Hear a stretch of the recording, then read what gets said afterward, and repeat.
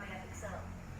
Nah, di kamera 48 megapiksel ini dia udah gunain sensor 1/2,3 dan aperturnya itu udah f/1,79.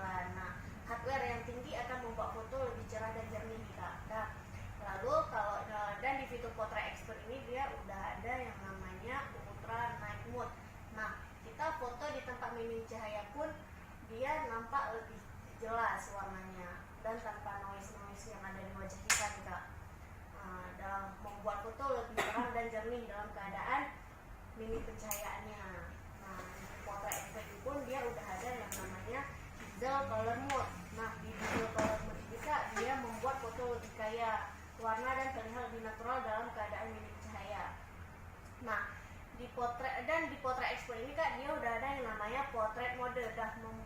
Di Portrait Mode ini, Kak, dia bisa membuat efek bokeh yang lebih cantik. Nah, gitu, Kak. Objek lebih detail dan background yang nampak lebih ngeblur. Dan di Shooting Expertnya itu dia udah ada yang namanya panoramic screen. Nah, di panoramic screen itu dia layarnya itu udah nampak lebih layarnya itu udah lebih full tanpa ada drop screennya lagi ataupun ada pemotongan layarnya lah, Kak. Dan gradasinya pun lebih indah nampaknya. Dan untuk powerful performance-nya itu ada di baterainya yang VOOC 3.0. Nah, di 30 menit dia udah pengecasannya itu udah 49%, dan di menit ke 80 dia udah 100%. Jadi pengecasannya itu lebih cepat daripada di seri sebelumnya, yaitu X9. Nah, untuk di baterainya itu dia udah gunain 4000 mAh baterai besar plus mode hemat daya membuat smartphone bisa bertahan seharian, Kak. Nah, dan untuk spesifikasinya dia udah gunain MediaTek P70. Nah, gitu. Lebih lancar tanpa nge-lag, gitu, Kak.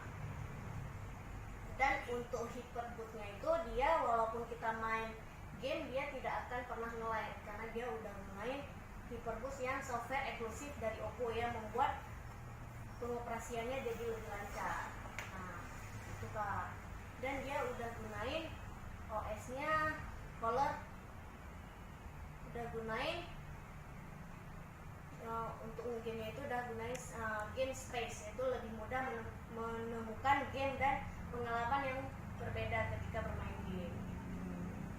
Dan dia pun kameranya ini udah gunain sensor cerdas, walaupun kamera handphonenya jatuh, kamera yang keluar masuk dari handphone F11 ini dia dengan otomatis ketika jatuh dia akan masuk karena dia udah gunain gravitasi. Gitu. Jadi walaupun terbentur atau jatuh dari manapun, dia kamera ini dengan otomatis masuk. Gitu. Karena dia udah gunain sensor cerdas. Terima kasih.